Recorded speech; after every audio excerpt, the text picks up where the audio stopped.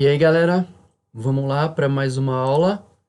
Hoje sobre povos africanos, né?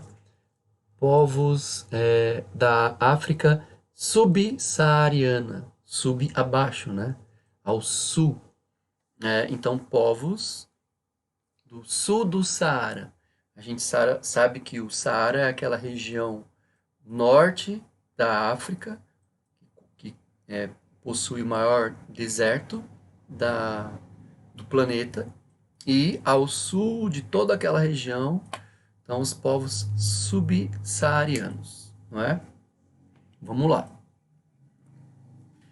Mas assim, gente, antes de a gente começar a falar mais especificamente de dois povos que são Gana e Mali, quero fazer um comentário geral sobre a África. E como vocês estão vendo aí, ó, a África é diversidade. Como assim diversidade? Vem de diversos. Diversos o quê? Diversos povos, diversas línguas, diversas religiões, diversos tipos de clima, diversos tipos de relevo, diversos tipos de cultura, diversos tipos de produção, religiosidade, e tudo isso misturado, mesclado, junto. Para que é importante saber e eu dizer isso? Para que a gente desfaça antigos conceitos de que na África só existe vida selvagem e negros. Não, é muito além. É muito além. Não é? A África ela é 3,5 vezes maior do que o Brasil. Se o Brasil a gente tem uma diversidade cultural muito grande, imagina entre os povos africanos, não é?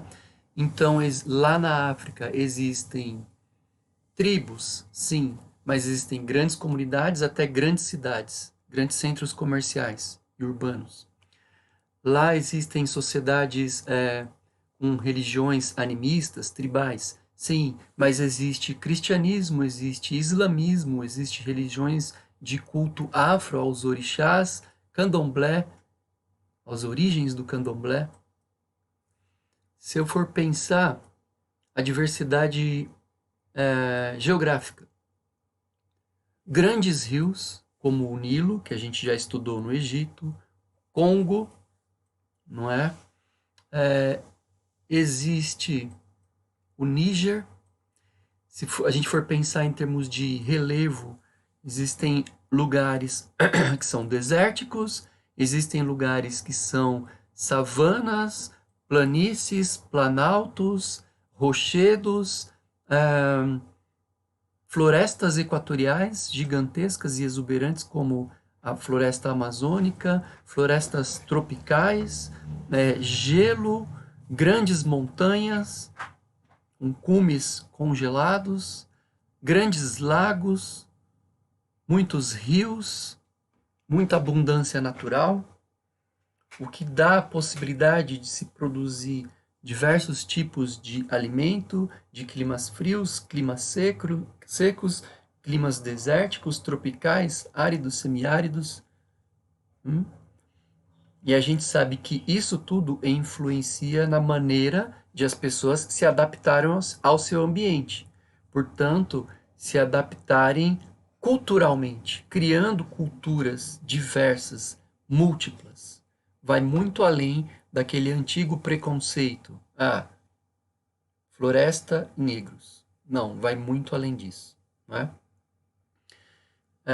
Enfim, é isso, é essa diversidade que os povos lá do século XVI, os navegadores começaram a encontrar no momento em que eles vão tomando contato ali, pelo menos com os povos do litoral africano, não é?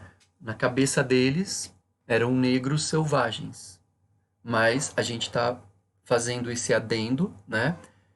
Complementando a ideia para tentar desmontar, desmistificar essa lógica que é pautada no preconceito. As pessoas usam um conceito sem saber. Quando elas pré-conceituam, elas estão sendo preconceituosas. Então a gente está aqui para desmistificar essa lógica e demonstrar que África é diversidade. Beleza? A partir do momento que a gente tem essa noção geral do que é a África, a gente vai colocar uma lente de aumento em dois povos. Seria impossível estudar todos os povos africanos diante da diversidade que existe. Mas então, no material de vocês, vamos ver Gana e Mali, a partir dessa breve iniciação. Olha lá. Sociedades do Sahel. Sahel é uma faixa de terra ao sul do deserto do Saara. Então tem o deserto do Saara, uma faixa ao sul chama Sahel, antes de chegar lá no extremo sul da África, né? E, aliás, atualmente essa faixa vem se desertificando também pela falta de cuidado com as plantas, né? Com as árvores, com as florestas que existem ali na divisa entre o Saara e o Sahel. Quer dizer que o deserto vem aumentando. Caso as pessoas não tomem cuidado, políticas, né, ambientalistas, o risco existe. Mas, enfim, nessa região ao sul do deserto do Saara, né, indo mais ao lado do ocidente da África, mais para o lado do Oceano Atlântico, existiram dois grandes reinos. São os reinos de Gana e o reino de Mali. E é em cima desses que a gente quer mostrar alguns detalhes, né? Vamos lá. Gana primeiro. Gana, ao sul do deserto do Saara, como a gente já sabe, tá lá, ó. Surge mais ou menos 300 anos. Claro, considerando o calendário cristão, eles não eram cristãos, né? Os africanos não eram cristãos. Nem imaginavam que o cristianismo existia. Mas eles surgem ali com base no nosso calendário, que é o calendário cristão, ocidental, mais ou menos por volta do ano de 300 depois de Cristo. E aí eles vão passando por um processo, né, até atingir o seu auge 1000 anos depois, mais ou menos ali pelo ano de 1300 depois de Cristo. Gana tem como característica principal o fato de ser conhecido como Terra do Ouro. Por que eu digo terra do ouro? Porque, olha, tinha agricultura? Tinha. Tinha caça, pesca, tem tudo isso, como todos os demais povos, né? A necessidade do uso da natureza. Então, o que tem de genérico é isso. Mas o que tem de diferente em relação a Gana é a questão de eles terem, nessa época, muito ouro. Os próprios árabes que faziam comércio, né? Eles atravessavam o deserto do Saara inteiro, e saíram lá da Arábia, atravessavam o deserto do Saara inteiro para negociar com a terra do ouro, não é? Que era Gana.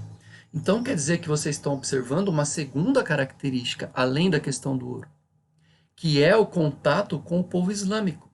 Vocês já estudaram o povo islâmico. Vocês viram lá que na Arábia surge a figura de Maomé, que ele cria uma grande religião chamada islamismo, que esse islamismo, né, os crentes muçulmanos, eles vão se expandindo pelo norte da África e eles tomam contato com esse povo na região do Sahel, no sul do deserto do Saara, não é? E esse povo, aos poucos, o povo de Gana, vai se convertendo ao islamismo, a essa fé. É uma grande e segunda característica de Gana. Então, a primeira, a questão do ouro em abundância, e a segunda, a questão do islamismo. Mali é um outro povo colado com Gana, né? São povos irmanados, que falam, inclusive, a mesma língua, que é o malinquê, não é?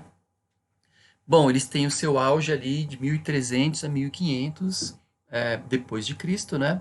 Também tem o contato com os árabes pelo mesmo motivo, gente. As grandes rotas que fazem travessias pelo deserto do Saara, né? Governados pelo Mansa. Mansa, na língua malinquê, quer dizer rei dos reis, é o imperador, é o rei local, né? existiram vários mansas. Então, o comércio ele era feito em caravanas. Lembra que não dá para viajar sozinho, porque é arriscado, porque é perigoso, porque você pode encontrar ladrões no meio do caminho. Então, quando o comércio acontecia, essas rotas comerciais, né, elas aconteciam de forma coletiva, atravessando lá aquele relevo, né, todo desértico do deserto do Saara, com aquela cena típica de muito sol e as pessoas levando seus objetos, né, seu dinheiro e tal, em cima do lombo de camelos. Não é a cena típica e clássica daquela região. No caso de Mali, não é, existiram artistas e homens letrados. hum, Existiam também mesquitas. Mesquita é uma construção arquitetônica, é uma igrejinha, é uma igreja que pode ser grande, pequena, tal, mas uma mesquita é uma construção islâmica, é uma igreja islâmica, não é? Repara que os árabes que criaram o islamismo e as primeiras mesquitas chegaram em lugares distantes como Mali e como Gana e lá construíram mesquitas, né, e prédios públicos. Agora, o grande destaque dos povos africanos, e Mali também passa por isso, é a figura dos griots. Né? Quem eram os griots? Eram pessoas. Eram pessoas que transmitiam oralmente as suas histórias, técnicas, rituais. Então, assim, uh, muitos povos não passaram pelo processo da escrita. Então, como saber sobre o passado? Daí entra a importância gigantesca do griot, né? Que influenciavam muitos reis da época, inclusive. Porque eram eles que carregavam dentro de suas cabeças as técnicas de cultivo, de caça, as histórias dos antepassados, as histórias dos antepassados distantes, dos antepassados próximos, os mitos que estavam relacionados com as religiões, os rituais, como fazer os rituais de agradecimento aos deuses, quais cores usarem, qual tipo de técnica para tocar tambores, ou cheiros, ou comidas, culinária, tudo isso dentro da memória do griot, que não escrevia, não é?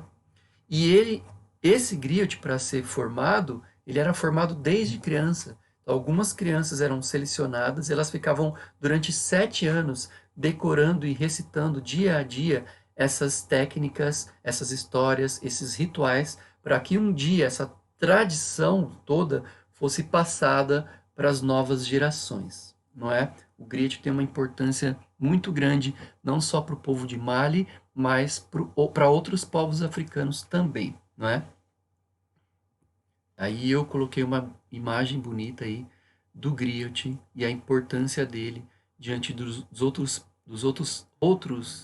outras pessoas para preservar a cultura local.